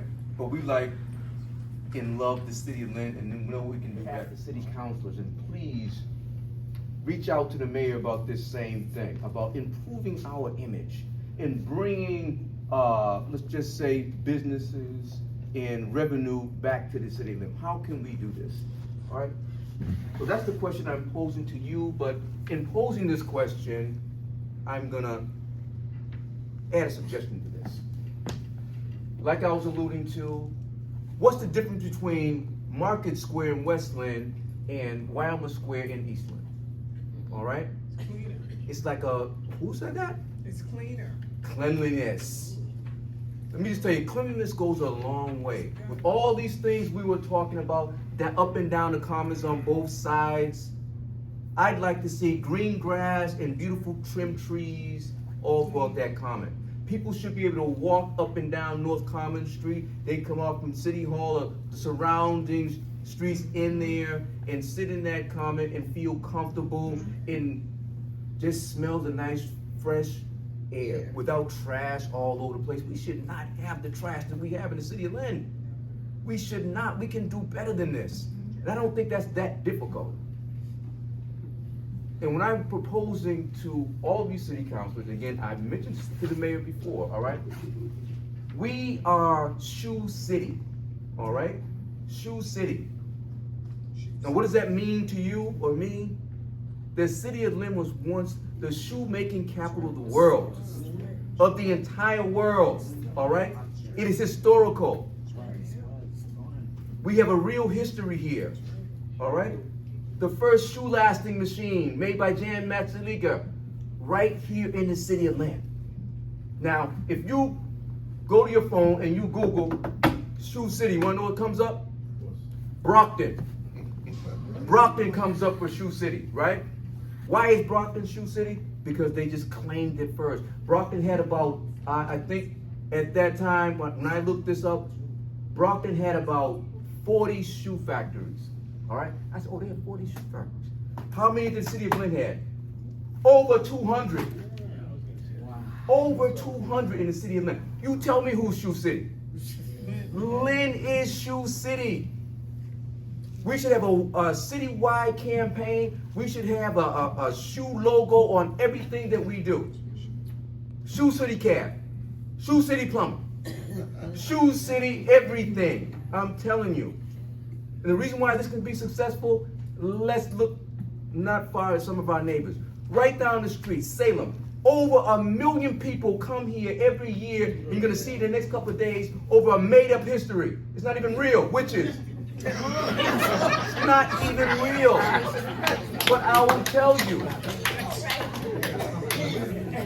the money's real, the revenue is real, right? Because people have this infatuation with witchcraft.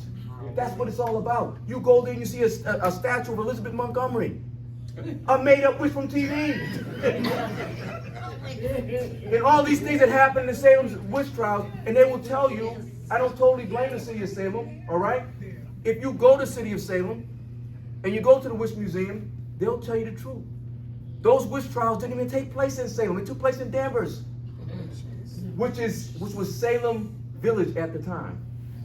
And they separated themselves because they didn't want the stigma of being called Salem a witch place. But Salem embraced this, and millions of people come here. So how does this affect us? I'm going to tell you real quickly, and I'm throwing it back to you. They have this made-up history. Millions of people come here. If people are taking up, and I tell you, people come from all over the world, all over the country. If they go to Boston, and they got to get to Salem, how are they getting there? 107, 1A. They got to come through here. And people do it. Millions of people, right? Now, let me tell you something else that people have a fetish with. Guess what it is? Shoes. People love shoes. So we have to capitalize on what we have. They have to come through Lynn, all right? If people are here making a vacation out of it, why wouldn't they stop in Shoe City along the way? Right now, Lynn City Hall, the Lynn Auditorium, we had Diana Ross is coming this week. If the city of Lynn does not get those shoes off Diana Ross's feet and put them in a museum, we've lost an opportunity. Every big act that comes here, it should be a tradition. When they come to Shoe City, after they perform, kick their shoes off on the stage, you leave them there, and you put them in the museum. And people come here to see Frank Sinatra's shoes, Gladys Knight's shoes, all right? Wayne Newton's shoes. Bobby Brown shoes, Ashanti shoes. The Rolling Stones performed at Man and Bowl years ago. We can get their shoes from somebody. Let's get them. And I mean this. You create this museum. We've had 59 mayors in the city of Lynn. Get all their shoes, put them in there. Create this museum so when people are coming to see these fake witches over here, they say, why not stop? Why not stop at Shoe City, the Shoe City Museum? They gotta come this way. Get their shoes. Let Diana Ross get out of here without those shoes. We need them. Yes, we need those shoes. Believe me, like they say, you build it, they will come. That's my take. What do you think we can do about making Shoe City, Shoe City? Is my first question? That's the question for everyone, and we're gonna finish with that, folks. We just want to know what can we do about this? What do you think about I'm this? glad I'm not running What do you against think? Darrell. Okay, he comes up with all the ideas. But ideas like that are what we're gonna bring forward. Okay, it's your ideas that this council brings forward.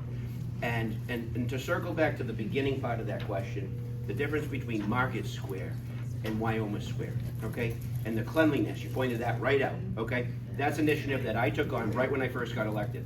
I asked council presidents here, can we start a litter committee? Sure, you wanna start it, you're in charge. Okay, I co-chair that with Councilor Chakutis. We've started initiatives. We sat down, we formed a committee. We said, what is the most important part about this committee? They said education, okay? We have a second grade poster contest every year. Not just myself, everybody on the school committee, everybody on the council, the mayor, superintendent. We get into every second grade in this city. All 22 public schools, 2 private schools. We hit that the following Monday, following Earth Day. If Earth Day's over the April vacation, we give them that week off. We hit them right there first thing Monday morning. We hit all 23 schools, okay? What do? We engage the second graders. Hey, what did we celebrate over your vacation? Easter, that's probably the number one answer. Then they say Patriots Day, good. Few kids will say it. Earth Day, and we engage with those kids. What's important about Earth Day? Because we're all living on the same earth. They know the effects of litter. They know how harmful it is, not just in Wyoming Square. They know what it's like in Market Square, okay? These are the things that we discuss with second graders. We encourage them, we invite them to promote what they want to talk about litter. And we have those posters hung up in schools. We have the winners from each school printed 50 times to be hung in businesses all around the city, reminding people that live here, reminding people that visit here that we want to keep Lynn clean. That's our slogan, okay? We put the citywide winner on a billboard so that we can say everybody that's driving by that billboard can see that we take pride in our city. You better too, okay? We talk about big belly barrels. Those are investments that we make to keep our parks and cities area clean. We have Keep Lynn Clean Saturdays, initiative that I started 10 seasons ago. Okay, not just myself, wouldn't be successful with just me. It's these 3 people that I'm seated with, it's these people out here, many volunteers, the mayor himself. We spend 10 Saturdays in spring, 10 Saturdays in the fall, from 9 to 11, cleaning up an area in the city, cleaning up an area in the commons, every season, because that's an active place. Every ward councilor chooses an area in their ward that they want to clean up, the other 3 Saturdays. It's a neighborhood participation, it's celebrating pride in our city. We want to get back to the business part of the city. When I first started, I noticed a social media post from a girl named Lauren Bateman, lives just up the street here in Ward 3. Her and her wife lived there, okay? She had a music school, and I talked about this at an event just last week. She had a music school in Wakefield that she wanted to expand. She was looking for a place in Lynn. I just happened to see her post on social media. I reached out to her and said, hey, I'm gonna get you in touch with Jim Cowdell over at EDIC and see what he can do for you. Okay, she opened LB Music School in Ward 7 on Walnut Street, sitting right next to the Dunkin' Donuts. She was teaching Lynn kids how to love music. Lauren's business has expanded so much that she's outgrown that position and unfortunately has had to move on to another location. But this is a stepping stone in her career, okay? Anybody on social media, I'm sure Vicky is, yeah? Okay? You look at how many likes you get, how many views you get, okay? She's a YouTube sensation, okay? You think somebody that has 1,000 views, pretty successful, okay? Have 10,000 subscribers, pretty successful, okay? Lauren Bateman, 50 million views. How to teach people how to play a guitar. Simple thing like that, people knew it.